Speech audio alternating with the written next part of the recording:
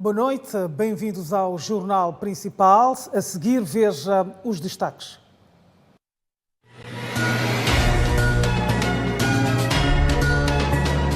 Ministro da Saúde, Armindo Tiago, testa positivo à Covid-19.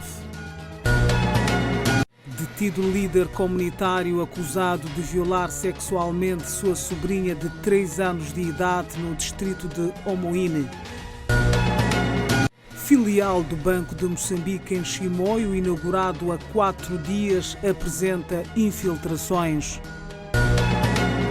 Governo não descarta a possibilidade do reajuste salarial na função pública para este ano, apesar da crise económica imposta pela Covid-19.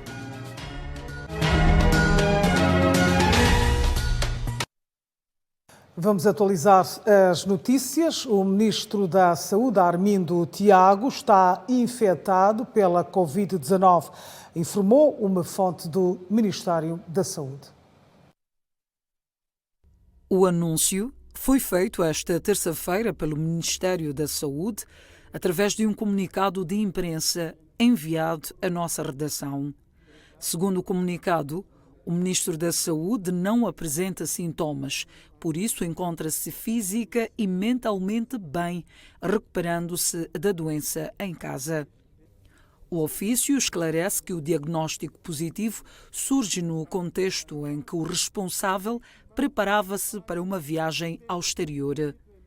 O titular da pasta de saúde decidiu partilhar o teste positivo por entender que não é imune à doença. Muitos de nós terão este vírus em algum momento da sua vida. Ninguém neste mundo pode dizer que está imune ao novo coronavírus. Aponta o comunicado referindo-se ao diagnóstico do ministro. No contexto, Tiago reiterou a necessidade de reforço das medidas de prevenção da Covid-19 em casa, nos postos de trabalho, entre outros locais susceptíveis à doença. Neste momento decorre o trabalho de mapeamento das pessoas que tiveram contacto com o ministro Armindo Tiago. De salientar que o país tem um cumulativo de 10.258 casos positivos registados, dos quais 2.301 estão ativos e com 73 óbitos. Tiago vinha realizando teste de rotina devido ao ambiente de exposição em que tem frequentado. Está detida uma jovem de 24 anos de idade, acusada de ser a mandante de um assalto a um estabelecimento comercial no bairro Zimpeto, na cidade de Maputo. Segundo conta a indiciada, por sinal, sobrinha da proprietária do estabelecimento, o crime foi praticado na tarde do último domingo para o pagamento de uma dívida de 20 mil meticais. Grátis tirar aquele produto que nós vendemos, amendoim, para poder vender e pagar dívidas que eu tenho. Eu faço negócios, então caí. Fiquei a dever outras pessoas. Que negócio faz? Vendo.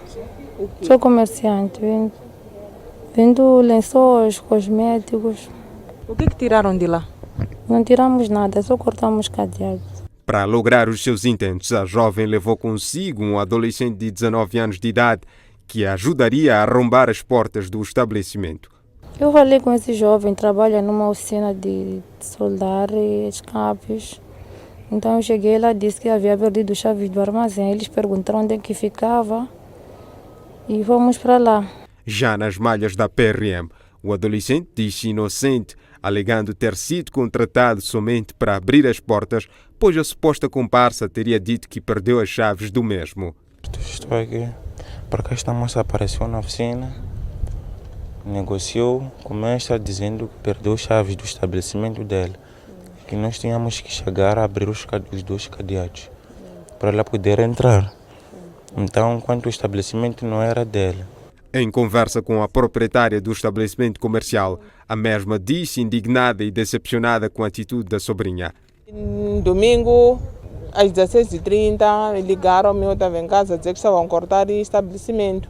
Corri, foi ali na loja, apanhei de verdade, cortaram todos os cadeados, só faltavam carregar o produto. E ligaram para mim dizer que é a minha sobrinha. Eu corri, cheguei na esquadra, apanhei de que é a minha sobrinha de verdade. Não contava que ela podia fazer isso aí comigo. Porque o que eu faço, a mãe também faz a mesma coisa. Ela também estava aí, trabalhava conosco. Sim. Já a PRM confirma a detenção e diz ter tomado conhecimento do caso através de uma denúncia feita pelo guarda do mercado grossista do Zimpeto. Nós tomamos conhecimento a partir de um guarda, o guarda que é responsável, portanto, proteger os estabelecimentos à volta. Este teria comunicado com muita urgência, portanto, a nossa patrulha que encontrava-se no local e efetuamos a sua detenção em flagrante delito. Os dois indiciados encontram-se encarcerados na 24ª Esquadra da PRM na cidade de Maputo. Está detido igualmente um líder comunitário de 63 anos de idade, acusado de ter violado sexualmente a sua própria sobrinha de apenas 3 anos de idade no distrito de Omoine, na província de Inhambane. O distrito de Omoine entra nas estatísticas de casos que se afiguram uma autêntica aberração na sociedade. Este homem na imagem é um líder comunitário de povoado Marengo, no distrito de Omoine.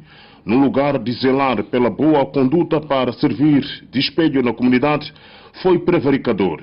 Está detido por ter violado a sua própria sobrinha na imagem em 2017. E na altura a menina tinha apenas 3 anos de idade. O líder comunitário confessa ter mantido a cópula com a menor.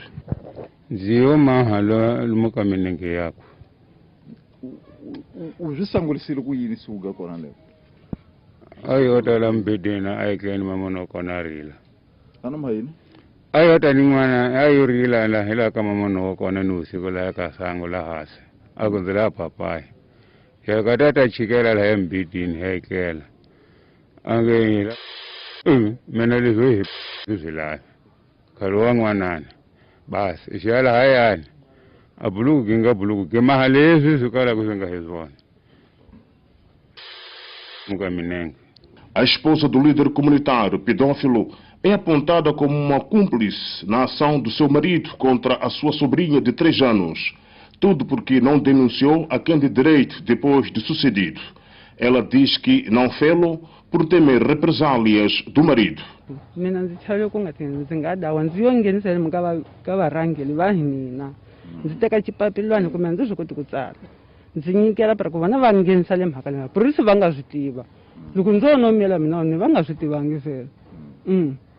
O indiciado andou foragido durante 3 anos. O Serviço Nacional de Investigação Criminal, com a ajuda da comunidade do povoado de Marengo, trabalhou a fundo e culminou com a sua neutralização. E o processo crime segue os trâmites legais para que seja responsabilizado. É um ato de repudiar que merece uma atenção como reflexão a todos os segmentos da sociedade, porque um líder comunitário é um pai. Ele devia educar, devia ser o exemplo, o espelho na comunidade. Mas ele não pautou por esta conduta e, por consequência disso, ele será responsabilizado exemplarmente para que situações do gênero não voltem a acontecer. Informação que apuramos dá conta que o líder comunitário já era considerado um fora da lei no povoado de Marengo, devido aos apetites sexuais exacerbados. As suas filhas fez de esposas por algum tempo. Animais irracionais também não escaparam, com destaque para cabras e vacas. Já nas mãos da Justiça em Omoine, o líder comunitário arrisca penas que variam de 20 a 24 anos de prisão e pode pesar como circunstância agravante a vítima ser sua sobrinha. Com 63 anos de idade, e se Deus lhe der a vida, poderá sair da cadeia com 87 anos de idade. Estão detidos 3 indivíduos indiciados nos assaltos a joalharias. Os mesmos indivíduos são tidos como assaltadores de viaturas e eletrodomésticos na cidade de Chimoio. Um dos elementos foi alvejado pela polícia. São jovens de 22, 27 e 29 anos de idade. As dificuldades da vida lhes levou ao mundo do crime, onde tudo acontece. Aliás, pode se tornar rico ou prisioneiro. Os indiciados tinham algumas especialidades: roubo de joias, viaturas e eletrodomésticos. Acreditando que estes bens são valiosos e vendidos ao mercado clandestino, poderiam ganhar muito dinheiro. Este disse que falta de uma oportunidade de emprego formal levou-lhe a optar por esta via, prejudicando o próximo. Sim, já, como eletricista. Mas nunca encontrou? Ainda. Por isso que preferiu optar mesmo pelo mundo criminal? Sim, e também amizades também. Este conta que a sua missão é de vigiar e carregamento. Eu espero, pois eu sou reject. O que é isso? A pessoa que espera carregar. E quando a pessoa traz mercadoria, eu carrego. O resto, imprevisto da estrada, tudo é comigo. O terceiro, apontado como sendo o cabecilha que se encontra no leito hospitalar porque foi alvejado na perna, nega ser o chefe e diz mais: os supostos comparsas não estão a falar a verdade. A pessoa que roubou foi pego, se não aguentou, me chamou, sei lá o quê. Diz que estava comigo, eu não estava com ele. 2, vão me balear do tipo, aceita, porque isso quer dizer que estava com ele. Eu disse, não aceito. O desempregado, o homem da vigia e suposto líder do grupo agora estão sob o olhar atento das autoridades policiais e, em sede do tribunal, vão apresentar seus argumentos. De lá ficarão a saber se são culpados ou inocentes. A polícia confirma a detenção de um casal que, na última segunda-feira, alvejou mortalmente um cidadão de 20 anos de idade no bairro Urbanização, na cidade de Maputo. De acordo com o porta-voz da PRM no comando da cidade de Maputo, Lionel Muchina, falava esta terça-feira em Maputo em torno da detenção do caso do esfaqueamento de um vendedor de roupa, quando mesmo exigia a sua dívida de 35 meticais. Quando esta vítima, de apenas 20 anos de idade, se deslocou à residência, portanto, destes criminosos, na perspectiva de cobrar esta dívida de apenas 35 meticais. E quando chegou lá, portanto, nesta exigência, teria sido confrontado, portanto, com os devedores, neste caso o casal, e com recurso a uma faca teriam desferido golpes que foram fatais. E nós chegou-nos a informação e naturalmente fizemos todo um conjunto de trabalhos operativos, estes que levaram-nos, portanto, à detenção deste casal. E lamentamos, portanto, este fato. A violência não justifica, portanto, qualquer problema, qualquer litígio. Todas as vias legais para a resolução de conflitos estão disponíveis, daí que não se pode assumir a violência como um canal, portanto, mais sensato para a resolução destes problemas. E nós, com a detenção, portanto, deste casal, esperamos que haja naturalmente uma responsabilização exemplar. Na ocasião, o porta-voz da PRM apelou aos demais cidadãos a tomar precaução de desconhecidos que arrendam seus imóveis. Os inquilinos devem ser sempre conhecimento das estruturas locais. Este conhecimento vai permitir a identificação, portanto, de todo o indivíduo morador em determinado bairro e vai facilitar, portanto, o trabalho policial quando houver naturalmente a exigência de alguma intervenção. É preciso que os proprietários, portanto, das residências, quando receberem, portanto, novos moradores em suas casas, comuniquem à estrutura local, aos secretários dos bairros, chefes das casas. Isto também, noutra perspectiva, vai evitar com que haja o fenómeno, portanto, de imigração ilegal que tem se constatado, portanto, em algumas residências. Afirma-se que o casal que esfaqueou o referido jovem foi detido graças à pronta intervenção dos vizinhos. O incêndio destrói por completo uma residência de um agente polivalente da saúde e deixa uma comunidade inteira sem medicamentos no distrito de Inharrima, província de Inhambane. As imagens foram-nos cedidas por um vídeo amador. Ilustram a destruição por fogo de uma casa de construção precária no povoado Mussana, na localidade de Nhapadiane, no distrito de Inharim. Trata-se de casa de um agente polivalente de saúde, além de reduzir a cinzas a casa e os seus pertences. As chamas consumiram igualmente fármacos que eram para os primeiros socorros à população local. O incêndio causou-se através de curto-circuito de bateria e solar. E a casa começou a se queimar lá para as 7 e tal, e nós não estivemos aqui em casa. Estivemos na Machamba. A informação das pessoas que estavam a passar pelo caminho é quando viram a casa a queimar. Correram, vieram e ligaram-nos da Machamba. E quando saímos de lá, chegamos cá, encontramos que a casa está toda ela desmada. Não recuperamos nada. E aqui haviam kits de saúde, de medicamentos de saúde. Não se recuperou nada. Comida, muita coisa aqui dentro. E assim ficamos sem nada. Esse que de saúde aqui servia para o quê? Servia para a comunidade. O incêndio veio transtornar a família em particular e a população de Mussana no geral.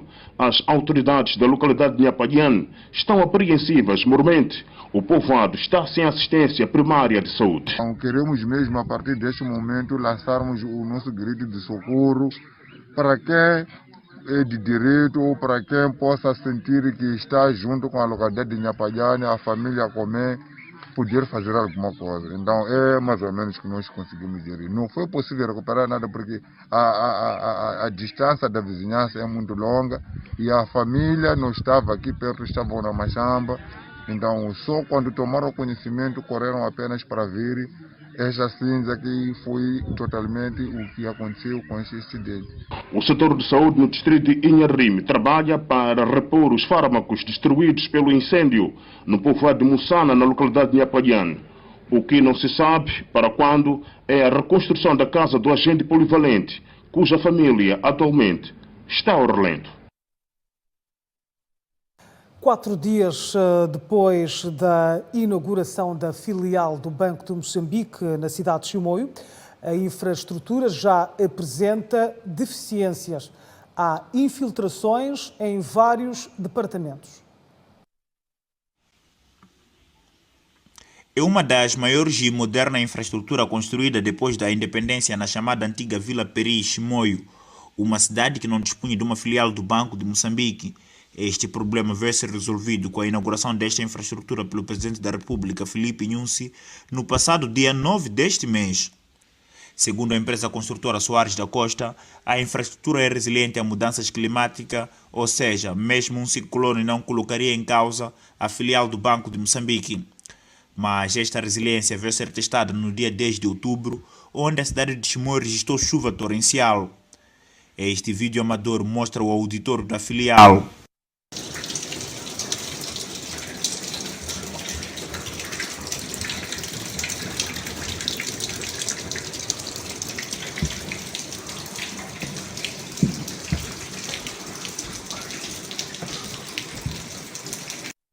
A Soares da Costa, em comunicado, fez saber que os pisos contíguos a varandas do lado sul do Bloco 9, o corredor do piso 2 junto às salas de tradução e o auditório foram locais mais afetados. Segundo ainda a empresa construtora, esteve na origem da infiltração e entupimento de um tubo de queda, cuja origem está no descuido dos trabalhadores e que não se manifestou a quando do fecho do madeiramento do deck e janelas mal fechadas. A empresa esclarece que vai continuar a fiscalizar a infraestrutura e o problema será resolvido. De referir que as atividades, apesar da infiltração, estão a decorrer na filial do Banco de Moçambique, em Chimoio. O empreendimento custou aos cofres públicos cerca de 570 milhões de meticais, cerca de 14,4 milhões de euros. O Governo não descarta a possibilidade do reajuste salarial para este ano, embora reconheça ser uma decisão difícil e que exige uma análise profunda sobre o impacto causado pela Covid-19 na economia.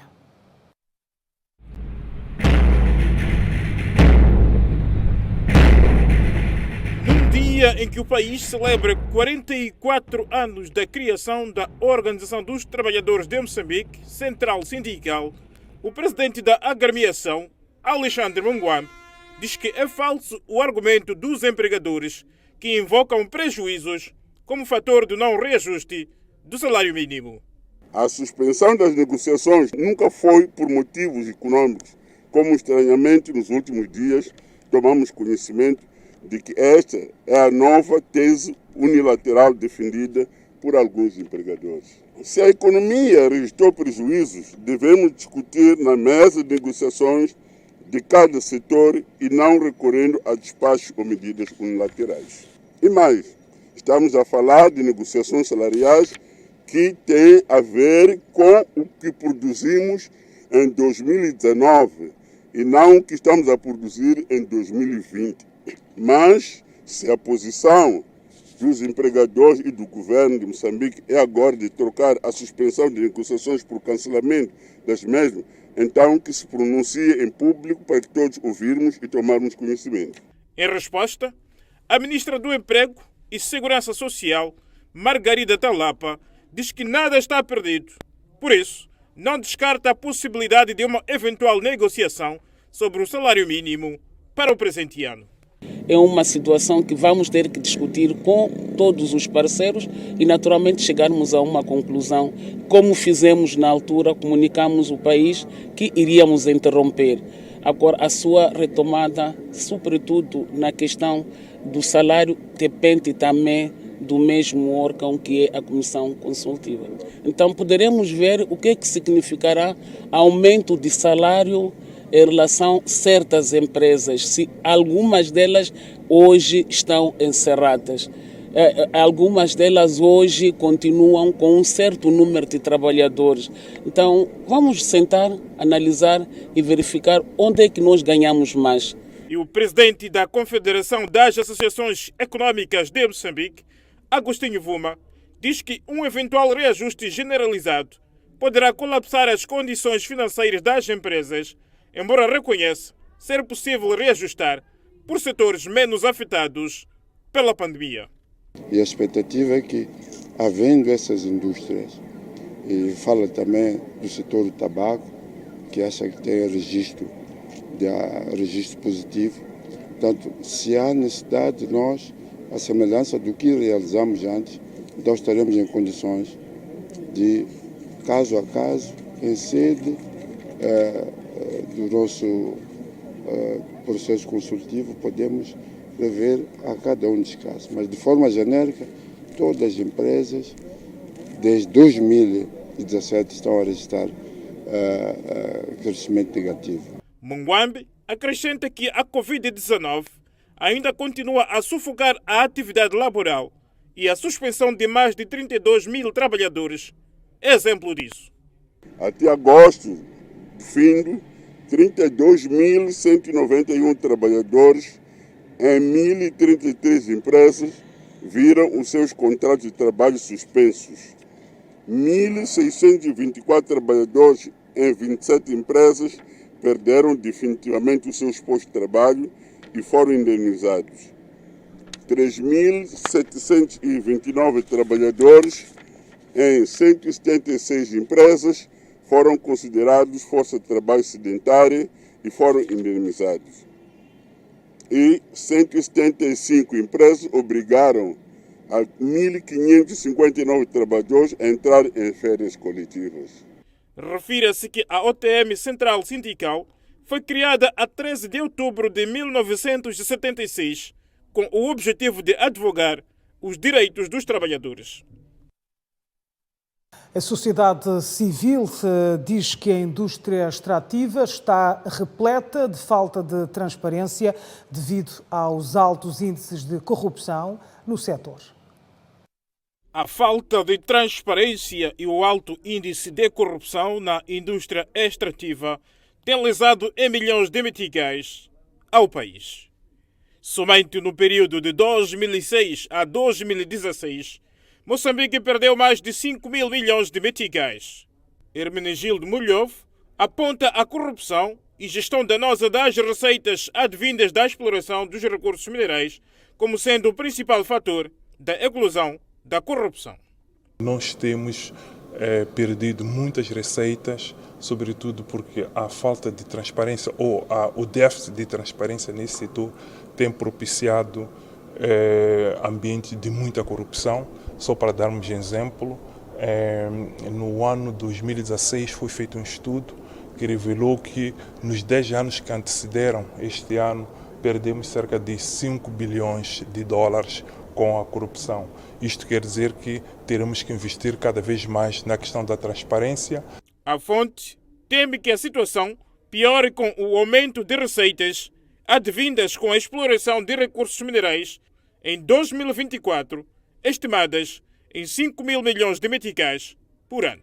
É projetado que de 2024 começaremos a ter receitas na ordem de 5 bilhões por ano. Portanto, é isto que nos preocupa. Isto quer dizer que temos que reforçar a capacidade do país de fiscalizar nesse setor e monitorar também este setor.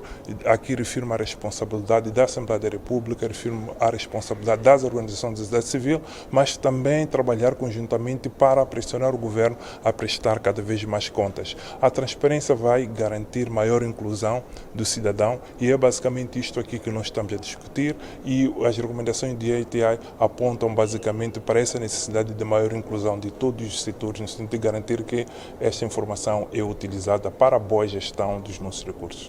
E acrescenta que a insurgência em Cabo Delgado é outro aspecto que mina a boa gestão e fiscalização das receitas. A atividade dos insurgentes, sobretudo na região de Cabo Delgado, dificulta sobremaneira a questão relacionada com a própria transparência. Mas nós achamos que, através das grandes empresas, é possível ainda termos informação. Sabemos que este conflito ainda não afetou, sobretudo, o funcionamento das grandes empresas que lá estão, e isto é extremamente bom. Podemos garantir que temos informação a partir deles. Agora, o que vai ficar limitado é basicamente a atividade de fiscalização. É necessário ir ao terreno, fiscalizar, ver o que é que lá se passa. Por sua vez, Isabel Chuvambe aponta alguns avanços alcançados pelo país. Houve um progresso. Requisitos como o envolvimento da indústria, setor extrativo, a transferência de benefícios de alguns valores para as comunidades, a relação financeira entre o governo e as empresas do setor empresarial do Estado. A sociedade civil diz que a única forma de fiscalizar e obter informações sobre a atividade passa por recorrer às empresas exploradoras que ainda não foram assoladas pelos ataques terroristas. A seguir vamos fazer o nosso primeiro intervalo. Não saia daí, voltamos com mais notícias daqui a pouco, mas veja a previsão do tempo para as próximas 24 horas.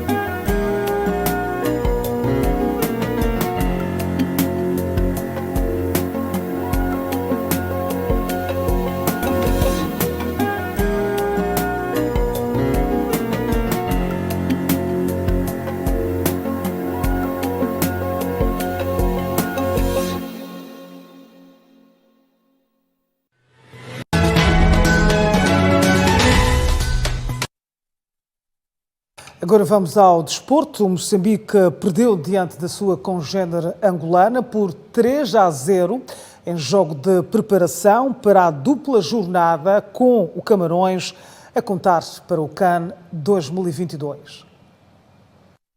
Gerson, a rodar, olha agora aqui com... Trata-se de um embate que teve lugar em Rio Maior, arredores da capital portuguesa. inserido na preparação para o duplo confronto com o Camarões, onde os Mambas ficaram durante 2 semanas no âmbito do estágio. Na primeira parte, o jogo entre as duas equipas estava equilibrado, porém a seleção nacional sofreu o primeiro golo. Sem tardar, já na segunda parte do embate, os Mambas sofreram o segundo golo e nem com isso perdiam a força para picar os seus oponentes. E quando faltavam somente 18 minutos para o término do jogo, as Palancas Negras golearam novamente, passando a estar mais em vantagem diante dos Mambas e conseguindo vencer até o último minuto. Perdeu a vida na tarde de hoje o treinador de futebol, Augusto Matine. Enquanto treinador, Matine teve passagens pela Seleção Nacional de Futebol Mambas, Grupo Desportivo de Maputo e Ferroviário de Maputo. Pelas terras lusas, orientou a equipa do Estrela da Amadora. Na Federação Moçambicana de Futebol, chegou a ser diretor técnico para a área de formação. Augusto Matine, que fez a maior parte da sua carreira em Portugal, destacou-se ao representar a seleção das Quinas e do Clube Sport Lisboa e Benfica, para além de passagens pelo Vitória de Setúbal, Portimonense, Estrela da Amadora, entre outros. Augusto Matine morre aos 73 anos. A seguir, vamos aos factos da história de hoje, 13 de outubro de 2020.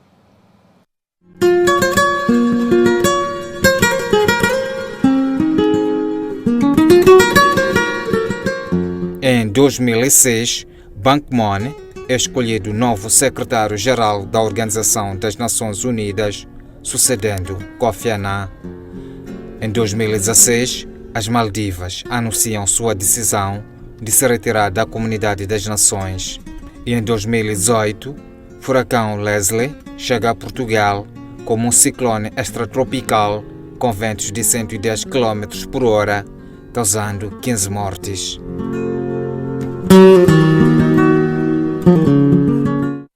E damos por encerrada a informação a esta hora. Obrigada pela audiência. O Jornal Principal volta amanhã, quando forem 19h50. Até lá, boa noite.